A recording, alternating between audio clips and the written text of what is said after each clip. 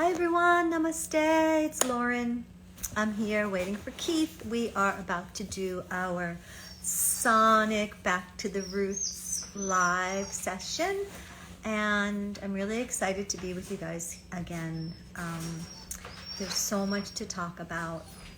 It's amazing that, Sonic Yoga is still going strong after 21 years, and there's always so much to share with our students, right? In this ongoing transformational journey of yoga. And I always love to talk about this idea in yoga philosophy is this idea of the karmic cycle and how everything is constantly in a state of change, right? Where it's believed, hey Keith, how are you? See you Great. How are you? on this Oh, good to beautiful see you. Monday, post Mother's Day Monday. Happy Mother's Day, by the way, to all the moms out there. Mhm. Thank you. It Happy was Mother's Day, really Lauren. beautiful. I got to be with my 89-year-old mom and I won't say her age because she's very young. My mother-in-law, who is amazing, and my second mom, and I feel so blessed to have both of them because I know a lot of people don't have their moms who are my age, right? So I feel really blessed. Um, yeah, and Absolutely. do you have your mom still? Is your mom still in your? Oh, Oh, I do amazing. indeed. I do Okay, indeed. well, Yeah. Yeah. she's Yeah. about to be Very very blessed. blessed. I'm just going to leave. So, Yes, I'm she leaving is. that one to you. So I was just started talking about the idea of the karmic cycle and about change, right? And, in the yoga, Patanjali's Yoga Sutras, he talks about these two states, the state of Prakriti and the state of Purusha, right? And Prakriti being, it essentially translates to mean nature, but when we think of it everything that is manifest, everything that we see, everything that's made of matter. And the one thing that can be guaranteed is that Prakriti is always in a state of change. It never stays the same, right? So it's affected by the movement of what's called the three gunas, which are the energy, the way that energy shifts and moves, the three states, the three conditions, right? And some of you may have heard some of this stuff, your teachers may have referred to it, right? We have the sattvic, tamasic, and rajasic states, right? Rajas being the energy of movement, and if it's overactive, can be sort of ambition and can be sort of, you know, we can think of it as like, things like stress or just overacting. Hmm. Then we have tamasic energy, which is the Yeah. energy of inertia, which, all of these energies are good, but when there's too much of them, then when things get too tamasic, they get too stagnant, too heavy, too stuck. And then, of course, we have the sattvic energy, which is the energy that, as yogis, we're looking to have as much of that state, be in that state for as often as we can, which is the state of purity or clarity or stillness, so the sweetness, right? That's kind of sweet spot that a lot of the practices that we're talking about, we're using these practices to get into that state, right? We want to be in that sattvic state as much as we can until we get to the point where we transcend, and then we will be there all the time, right? And so back to Prakriti and Purusha, when we're in the state of Prakriti, when we are in our bodies, we are affected by the movements of these gunas, right? So sometimes we're in the state of the tamasic energy, sometimes we're rajasic, sometimes we're in that beautiful sattvic state. Once we transcend, we're no longer affected by the gunas. So then we enter into the state of what is called, Satchitananda, the state of pure, eternal, never changing bliss, truth, consciousness, the higher consciousness, that state of constancy, right? So the state of Purusha, or the state of, whatever you want to call it, God, divinity, source, the eternal state, the universal state, that state Yeah. never changes, right? It's just always perfect, right? It's always perfection. But we are here in the realm of Prakriti, so we're constantly being affected by change. And, we see it, right? I think I Yes. wrote something in the newsletter last week or last month about the idea of nature, right, being our teacher. And a lot of these philosophical teachings, the yogis first received them, they were revealed to them, and often they were taught by just being in stillness, observing the natural world, right, and just learning from nature itself. Indeed. Yeah, I'm getting to a point. That's why I'm on a roll here. So I'm trying to get to a point. I just keep It's going and gorgeous. going. It's beautiful. And so anyway, so we see it, right? We see it in the cycles of the sun. Last night, my husband and I, we love to enjoy our sunset because we can see it from our deck. And so we were like wanting to get home because we knew it was going to be an amazing one to see. There was an arc across the sky, this phenomenal arc that was the sun dropped below. And it was just, it was wild. But anyway, the point being that every night, right, the sun sets. Whether we can see it or not, the Earth is revolving. We can no longer see the sun, but we know that every morning the sun will appear again, right? So we go through these states of birth, life, death, and rebirth. Now, the life cycle of the sun is very short. It's only one day. The life cycle of breath is very short. It's only milliseconds, right? We inhale, top of the inhale, and then we exhale, and then that breath is gone. It's dissolved. It's never coming again. It's in the past. We've moved through it. We've gone through the cycle, and then here comes the rebirth of the next breath, right? We have the digestion cycle in Ayurveda. We look at all these cycles to sort of understand where we are in relationship to these shifts and changes that we know are inevitable, and how can we prepare for them so that we can be living in greater harmony with nature, right? Then we have, of course, the lunar cycle, right, where we're going from that darkness of the new moon to the brilliance of the full moon, the waxing and waning in that 28-day cycle. We have the seasonal cycle, especially here in the Northeast. We're blessed with beautiful, 4 beautiful seasons. Still, even though climate change, we still have that shifting and changing. Right now, like everything just turned green yesterday. At Montauk, we get very late spring.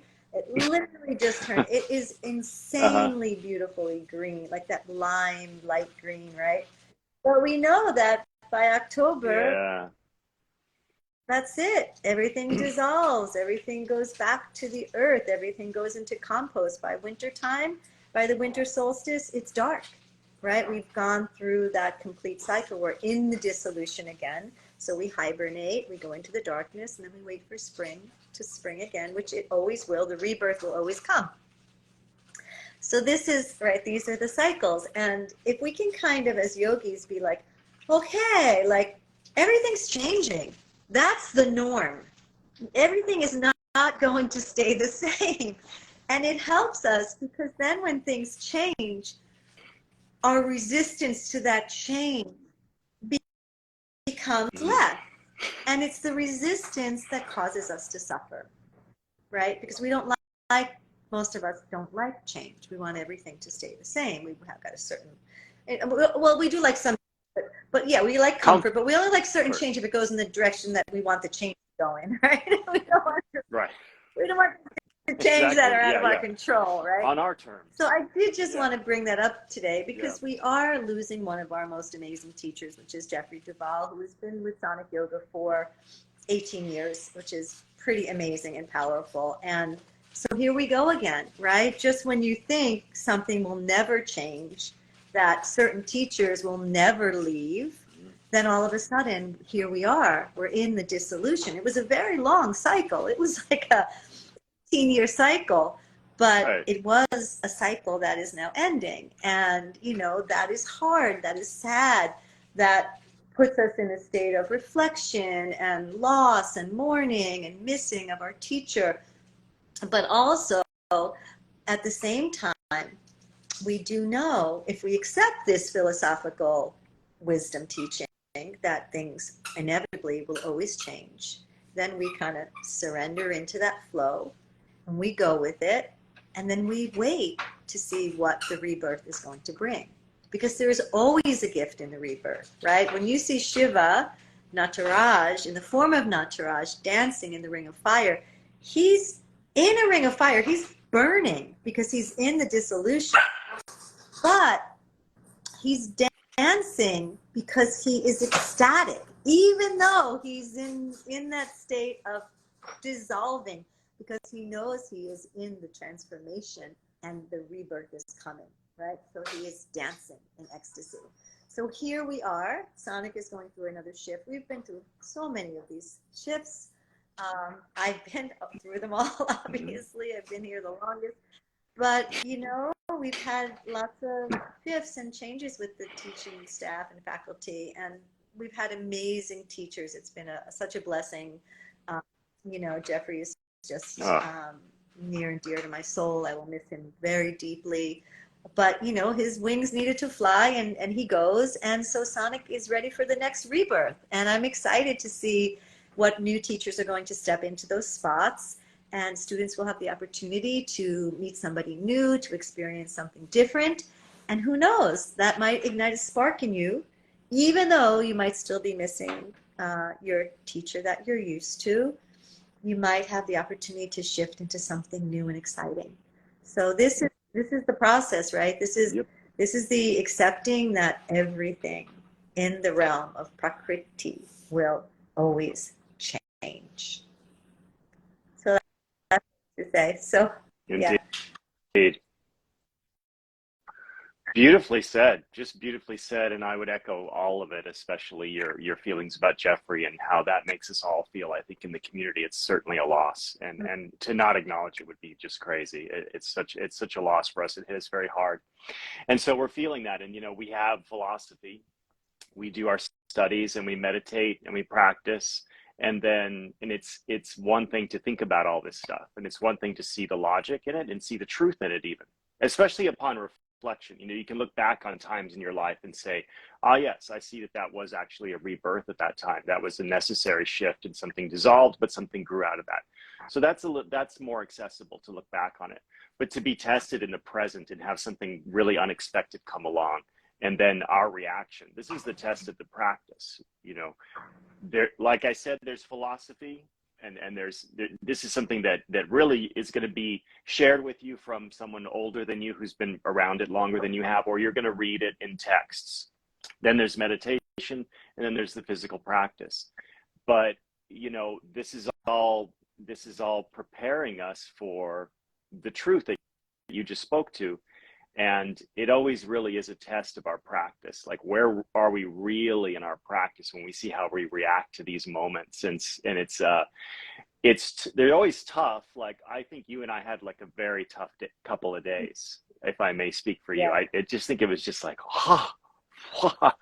you know, so, you know, it's a test of the practice, but there's something about it that, you know, it's illuminating. It illuminates the level of the practice that we have achieved at this point, but it also illuminates our character.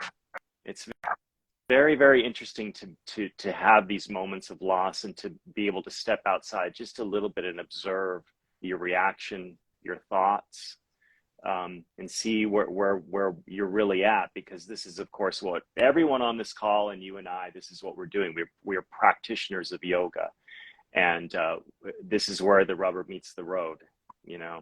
And it certainly has been a couple of days, but I've been looking forward to this IG live even more than all of the others, so that you and I even could just sit in our circle, our virtual circle, with the other people that have joined us, and just speak and receive and reflect. Yeah, it's amazing, like the emotions, how the emotions are so powerful, and how they can move and shift so quickly, and how there are all these kind of like knee-jerk reactions, you know, that you just can feel. Like, feeling your emotions is powerful. The emotions are powerful thing that drive us, you know, through each and every day and every experience. And the emotion of loss is huge. I mean, it's a really big one. And you know, there have been many psychologists who have written about loss. I've actually studied loss. I used to be a bereavement counselor for children when I was in social work. I used to work with young children, in an elementary school in Harlem who had lost a family member to gun violence. It was deep. I mean, I was working with little kids, and there are these stages that you kind of go through. You get like, there's first like the disbelief, like there's just like not even accepting that something has shifted, and then there's often the anger that comes. And I certainly felt some of that, that's for sure. And then there is, I know I'm forgetting the stages, Elizabeth Kubler-Ross, there's 4 stages, but the ultimate one is acceptance, right? When you get to that. Yeah, it's disbelief, Denial. anger, and I think denial. And then acceptance, yeah. And then acceptance. So, yeah. So it's interesting how, and you can go through these like cycles with your emotions. They can just keep flipping through, like like you're going through like little flashcards, scenes in a movie, and keep going around in a circle and around in a circle. And the beautiful thing about being a yogi is that you can lift yourself up and you can just watch. You can connect to your higher self, to the soul level, and you can look and watch the mind going into this crazy state, and your emotions being all churned up, and you're just sitting there going, wow, holy moly, like, who am I? Like, which part of it is real? Like, which one is me, and which one do I really act upon, right? Because that's a big one, is how do I act? How do I handle this loss that I've just experienced? And there's lots of different ways that you can go about it. But if we get involved, and this is getting very like sort of like, okay, so if we think about when we meditate, right? And we have thoughts that come into our minds, distractions that come into our mind, and we start to get involved in the thinking of that thought. So we enter into the story, and we become part of the story, right? So now we're no longer in a state of self-awareness because we're in the story, right? So we start to think about whatever, we're meditating, and we start thinking about, I don't know, dinner, right? We're hungry. So then we start thinking about dinner, and then we're going to go, okay, well, I'm going to go to the store. I think I'm going to cook this. I'm going to look up that recipe. Oh, I need this. I don't have that in the closet. Now you're no longer in a state of self-awareness. Now you're no longer in that state of meditation. You're out of your flow, right? Now you're just in the mundane realm of thought.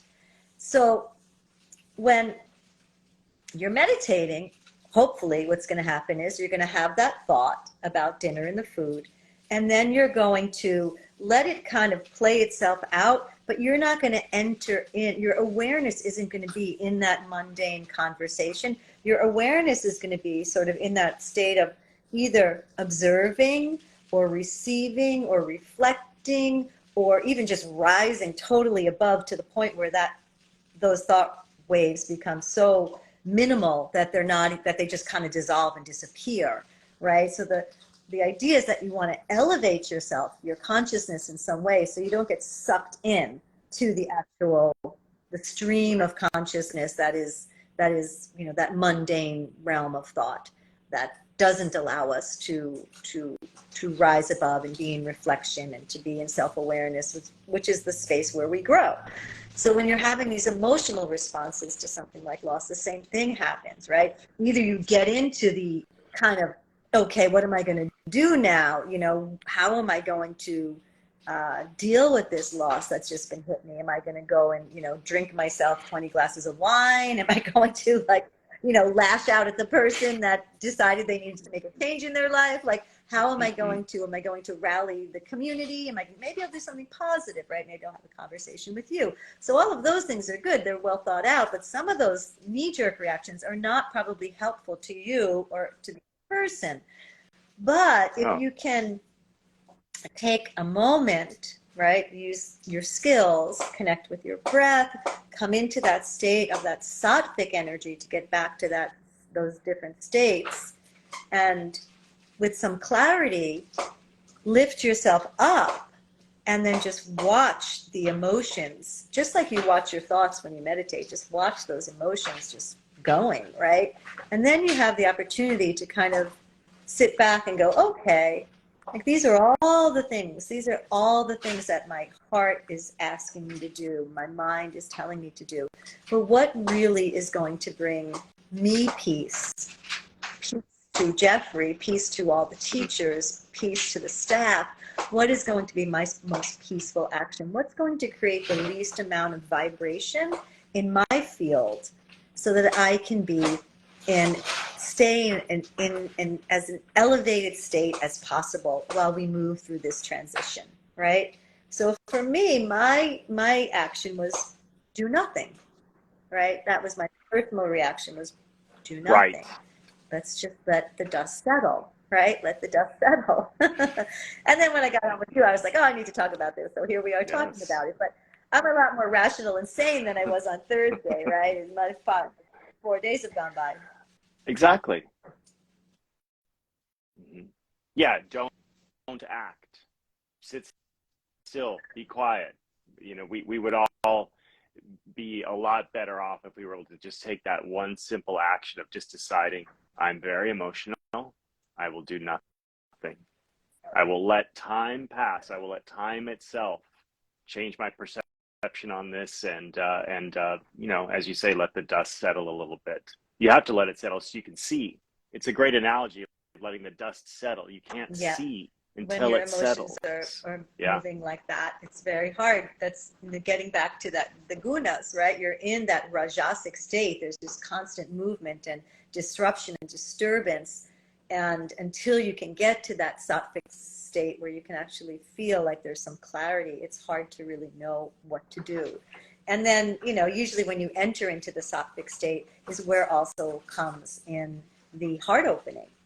And then you just feel this immense love for yourself, for your community, for Jeffrey, for the teachers, for the staff, for everyone. And then it's like, okay, and nothing else matters as long as we're all healthy and happy, right? Then in the end, you're like, we can get through anything, right? As long as everybody is healthy and happy, everyone's going to move through this transition with ease and with grace. That's all in the end that really matters. I mean, to me, ultimately, right? Like being right or wrong, or the ego, or, you know, should I have done this or done that or done this in that way or whatever. It's just, it becomes inconsequential in the end, and nothing like really matters. Correct. And it reminds me of a saying that I just love. Don't cry because it's over, smile because it happened. You know, like these moments, once you get through those 4 stages, you just start, I started thinking back on all the memories and all the times and everything that Jeffrey's taught me and everything I've seen of his effect on the community. And I'm just very, very grateful. Me too. We've had a lot of, Jeffrey and I have a long history together. He was my assistant back in the day. I was his teacher. We assisted Shiva together. He became my teacher. You know, I love him. You know, there's a lot of, you know, students that I've had that over the years have become my teacher, and the roles have switched because they've applied themselves in certain ways to certain aspects of studying the practice, and have, you know, have progressed in their wisdom in certain areas. And Jeffrey certainly has, in many ways, surpassed me, even though I was originally his teacher, right? So he became my teacher, and I learned so much from him, and I also am very grateful for that. So anyway, we're getting towards the end. My puppy is going crazy. Can you hear him? You hear him? Oh, sorry, everyone. I have a puppy. Oh, yeah. Yeah, he wants to I think we all understand what's going on. He's going crazy. Oh, I'm gonna have to, let me just go. Well, actually, I think you're gonna do a little, oh, there's your mom. Are we gonna do a little practice? Yeah. Okay. We're gonna do a little I'm gonna mute myself so you won't hear my puppy. Yeah. Great. Yeah. Okay, everybody, thanks so much for joining us today. Beautiful being able to just have that discussion with Lauren and in this circle with you all. Really amazing. So something that it keeps reminding me of is this state of being able to like observe the thoughts that you're having and pull back and see how you're reacting and how you're viewing things. And there's a simple practice that's a pranayama exercise. And in the parlance of today, we're calling this breath work. You're hearing about breath work all over the place now. And really, these are pranayamas that have been around for a very long time. And there's a great text called The Science of Pranayama. And this exercise that I'm about to take us through is actually simply called exercise 1. So that tells you it's an exercise that happens at the very beginning, or it's perhaps the very first breathwork exercise that's leading us into something that is very much related to identifying and getting very clear on energies as they move through you, lunar energies, solar energies, energies of release, and energies of bringing something up to the surface. So all we're going to do actually is just block off one nostril at a time, very gently, just for like a few breaths, like maybe 10 rounds of breath. Again, that's just called exercise 1. And one of the best times to do exercise 1, or perhaps the best time, is first thing in the morning. And sometimes when we talk about first thing in the morning, it seems like we're sitting up and we're lighting candles and everything, and we're getting everything set, and we're going to have a formal practice. But this one, it's actually recommended that as soon as you wake up, you can just lie on your back if you're not already lying on your back, and you do this little exercise. Now, you're going to just do one nostril at a time, which I'm going to go into in a moment. And there's a couple of schools of thought of which nostril to start with. When you wake up in the morning, you might feel a little bit congested, and that might be centered in this nostril or this nostril. So you would just start by closing off the one that's more congested and let the freer nostril take in the first 10 rounds of breath. Another school of thought is you've just come up from your state of being asleep, your subconscious state. So in that case, you should start with the left nostril being open, which is almost like a reflection on that dream state that you've just come out of. And then you open up, close off the left nostril and open up the right nostril. So you're bringing something about that's about to play out for the rest of the day. Your day is beginning, okay? So, you really can look at it a couple of different ways, but if you don't want to think about it at all, just start with the nostril that's more open, okay? Now, when we block off a nostril to do pranayama or breathwork exercises that would be loosely called alternate nostril techniques, you don't want to push like this, just a tiny amount of pressure, and you'll find that the breath is now coming in and out of the nostril very easily, and you're not causing discomfort in your face, okay? So let's close the eyes and I'll take us through it, all right? Just close your eyes, and mouth ideally closed as well, but jaw relaxed. So we don't want to be shutting the mouth. Just let your lips gently come together. So the breath is, of course, moving in and out of the nostrils only at this point. And then all we're going to do is take the right index finger up toward the right nostril. Just gentle pressure. And then we're allowing, of course, the next inhale to travel only in through the left nostril, which is going to slow down that inhale. And then we'll draw that inhale deep into the belly, and feel the rib cage then expand, and then even feel the collarbone rise a little bit before we exhale out of that same left nostril. So we're simply inhaling and exhaling in and out of the left nostril only.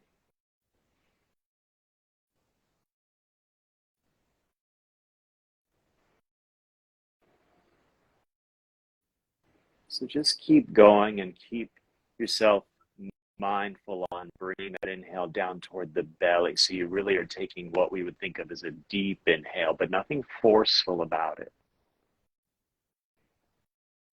And since the exhale is coming out that one nostril,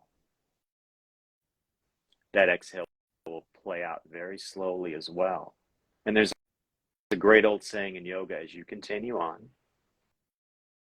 the mind will follow the breath.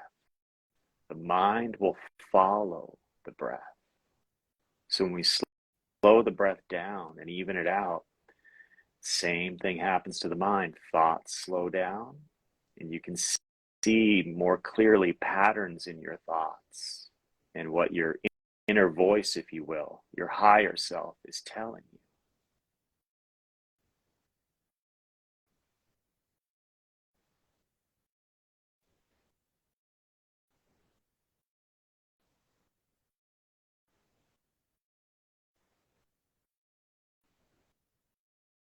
So the next time we exhale, and do not rush that forward. Next time you exhale, wait until that exhale is complete.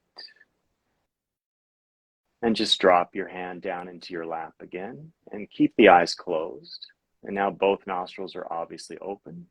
So your breath might feel freer and more expansive, almost like the breath is coming in too quickly. But it feels very, very liberating as well to feel that the breath is now moving through both passageways, both nostrils again. And now keeping the eyes closed, just take the left index finger and gently close off the left nostril. And now, of course, the breath is only allowed in and out of the right nostril. You might notice there are several things about this side that just sort of feel different. So just remain in a state of awareness, observing the breath as it's moving through you. Remember to bring the inhales down into your belly, and then feel the rib cage expand outward, and even try to feel that the collarbone is rising a little bit at the end of that inhale. And when you exhale out of the single nostril, that exhale will be very, very slow, and therefore very thorough. And you'll start with the lungs nearly empty before the next inhale begins. When the breath slows down, awareness expands. You're looking inward, essentially.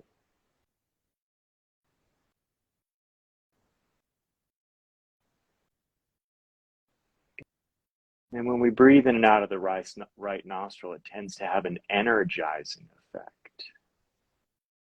Whereas when you're breathing in and out of the left nostril, it tends to have a calming effect. So that's something else to remember if you ever want to do this exercise in the middle of the day or in the evening. Left side, calming. Right side, energizing.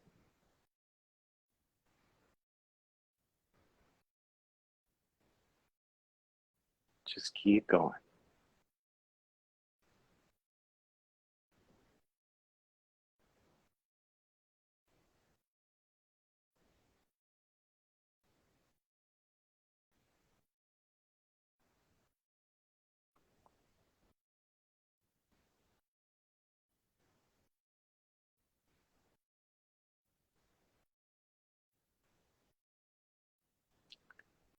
Now, when and only when the next exhale is complete, go ahead and release the left hand down towards your lap.